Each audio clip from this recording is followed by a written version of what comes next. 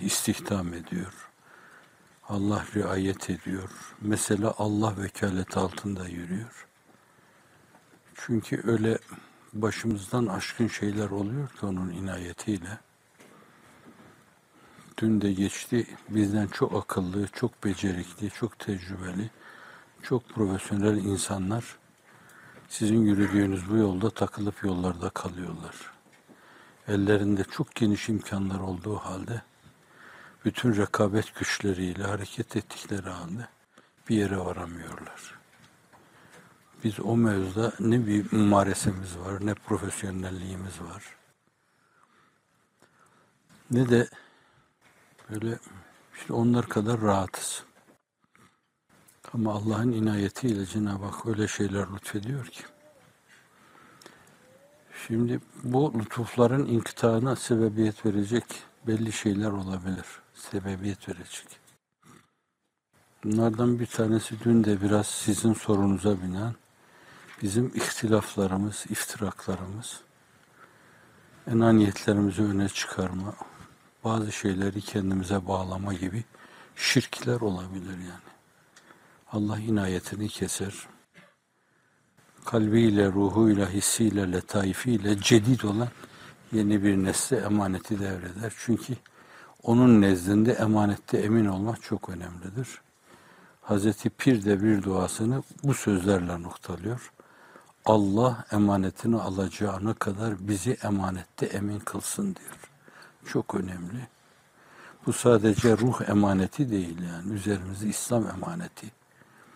Sorumluluk, mükellefiyet ne kadar varsa. Hususiyle günümüzde irşatla vazifeli olma gibi, tebliğ ile vazifeli olma gibi, hoşgörü ve diyaloğu dünyaya duyurma gibi, birkaç asırdan beri devam ede gelen kendi kültür değerlerimizi aynı zamanda bütün dünyaya da duyurma gibi şeyler. Bunların hepsi sırtımızda emanet. Hususiyle o Zat-ı Mümtaz'dan tevarüs mü ettik ne diyelim, emanet mi aldık? Aldığımız emanet. Bu emanete riayet çok önemli. Hafızanallah. Diğer bir husus da hiç farkına varmadan böyle bizim sayemize, cehdimize, gayretimize bazı arkadaşlar münferiden görüştüğümüzde kendi sayelerine, gayretlerine terettüp eden muvaffakiyet ve başarılardan bahsettiler. Yani bize aşkın o meseleler inayeti ilahi görülmezse onda, günde her namazda 33 defa Subhanallah demek bu Cenab-ı Hakk'ı tenzihtir, takdistir. Efali ilahiyeyi şahsa kendilerine mal etmemeli, cemaate mal etmemeli, bir heyete mal etmemeli, bir devlete mal etmemeli.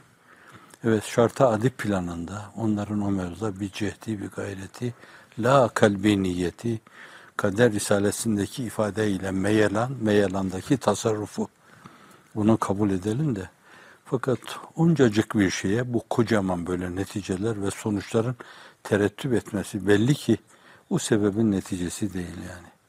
Dolayısıyla Subhanallah ve bihamdi Subhanallahil azim. Subhanallah diyor, tesbih-i takdiste bulunuyoruz. Aynı zamanda onun nimetlerini ufuktan bakarak görüyor, hamd ile dillendiriyoruz. Ve sonra da aklımızın ermediği bu ufku ererek o büyük işler karşısında Allahu Ekber diyerek tazimatu, tekrimatu, tebcilatımızı Allah'a arz ediyoruz. Şimdi eğer o tesbihat içinde hayatımız bizim bir yönüyle sergüzeşte hayatımız o çerçevede cereyan edecekse onda kusur etmemek lazım. Yani hayat sürekli Subhanallahi ve bihamdi Subhanallahil azim Allahu Ekber la ilahe illallah vahdehu la şerike leh çerçevesinde cereyan etmeli. Bu arada böyle cebre sapmamalı, cebri mutavassıta da sapmamalı, bir determinizmaya girmemeli. İradenin hakkı da verilmeli ama ne kadarsa o kadar.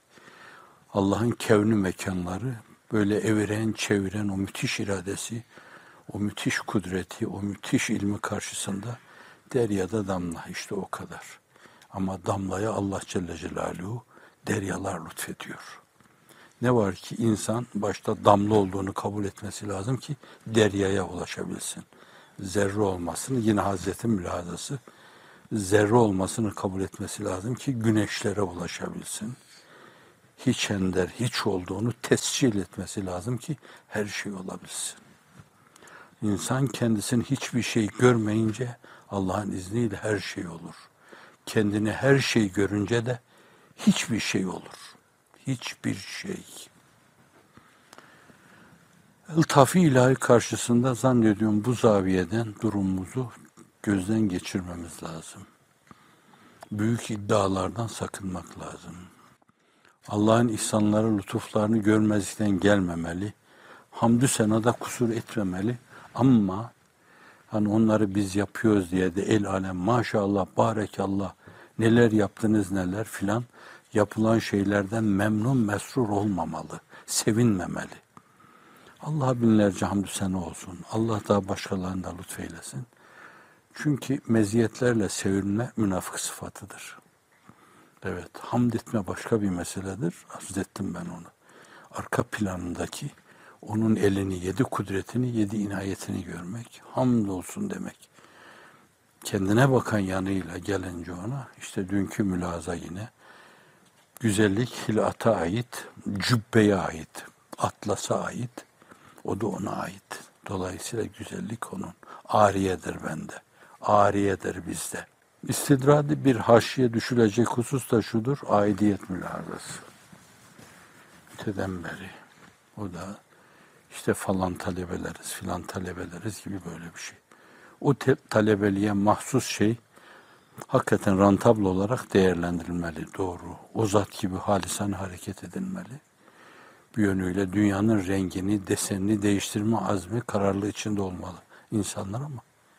Fakat aidiyeti bir yönüyle başkalarına karşı, ehli imana karşı, ortadakilere karşı, müteredditlere karşı faikiyet mülazasıyla dinlendirmemek lazım.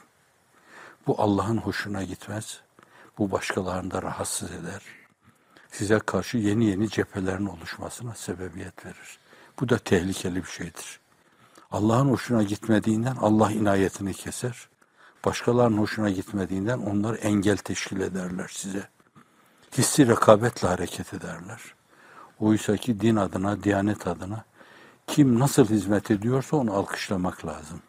Sebebi mesuliyet ve hatar olan metbuiyete, tabiyeti tercih etmek yine sizin düsturlarınızdan bence. Siz yaptınız maşallah, barekallah. Siz bu zemin hazırlamasaydınız bizim gibi bir şey bilmeyen insanlar nasıl hizmet edecekti ki demesini bilmek lazım. Kıskandırmamak lazım. Bazı yerlerde başkalarına imkan vermek lazım. Onların da canlanmasına, palazlanmasına zemin hazırlamak lazım. Öbür türlü önlerine geçme, onlarda rekabet duygusunu, haset duygusunu tahrik etme, onları günaha soktuğu gibi hizmetimizde bizi de engeller, köstek olur hizmetimize. Malum zaten mülahazalarında da esas reşhaya benzetiyor yani. Sızıntı dedik de, sızıntı da yine cirmi var yani. Reşha çok cirmi yok esas. Önemli olan aksettirmedeki saffeti, işi istihabındaki, sonra karşı tarafa göstermedeki saffeti ve duruluğu meselesi. Eli yok, kolu yok yani bu tabirler kullanıyor yani. O Yunus Emre'nin lugazellerinde vardır. Bir küd ile güreştim, elsiz ayağım aldı, onu da basamadım, göyendirdi yüzümü der yani. İşte o küd olmak lazım yani. O küd. Eli yok ama işte el alemi kündeye alıyor. Elenseyle altına alıyor, yatırıyor. Önemli olan o. Yine mesela diyor, çıktım erik dalına, anda yedim üzümü, bostanisi kakuyup derine yersin kuzumu diyor. Farklı bir şey. Kaf Dağı'ndan öyle bir taş attılar bana, öylelik yola düştü, böyle kaldı yazılı. Niyazi Mısır'ın izahları var burada. Enfes bir şey de şudur. Bir serçe bir kartalı salladı. Yine o serçe diyerek ona bir cirim isnat ediyor. Bir serçe bir kartalı salladı, vurdu yere. Yalan değil, gerçektir. Ben de gördüm tozunu diyor. Demek ki Niyazi Mısri gibi yani o alanın önemli simalarından birisi. Hususi ehemmiyet vermiş. O Yunus Emre divanına onları şey yapmış, şerh yapmış onu. O Bürhan Toprak da onları kendi bastırdı. Yunus Emre divanında neşrettiydi. Evet. Yani işte serçe kartalı sallar vurur yere. Yani bir damla bir derya yutuverebilir, yutabilir yani. Öyle olmak lazım. Bir zerre güneşe meydan okuyabilir. Bu açıdan da esas o kudreti namütenahi, o ilmi namütenahi ve aynı zamanda o iradeyi namütenahi istinad etmek lazım. O istinadı devam ettirmek lazım. Evet.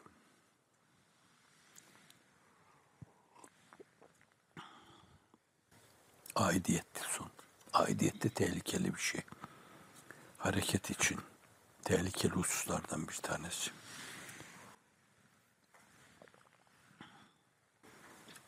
Cemaat enaniyetiyle enaniyet kuvvet bulur diyor Hazreti Pir. Yani şahsi enaniyet bir de ben işte böyleyim bak saime terettüp eden şeyler. Bir de öyle bir cemaat içindeyim ki bakın filan. İşte bu mülahazalara girince kaybeder hafizan Allah. Ne var ki Allah hemen bir şefkat tokatıyla aklını başına getirmez. Getirmeyebilir, imhal eder. Hizmetinden dolayı bağışlar, mehil verir. Fakat bakar ki sen hep aynı havada gidiyorsun, elinden alır. Elinden alır. Teminatımız yok o mevzuda. Biz de bir tarafa itilip atılan partal bir eşya haline geliriz. Zannediyorum hiç kimse bunun böyle olmasını istemez.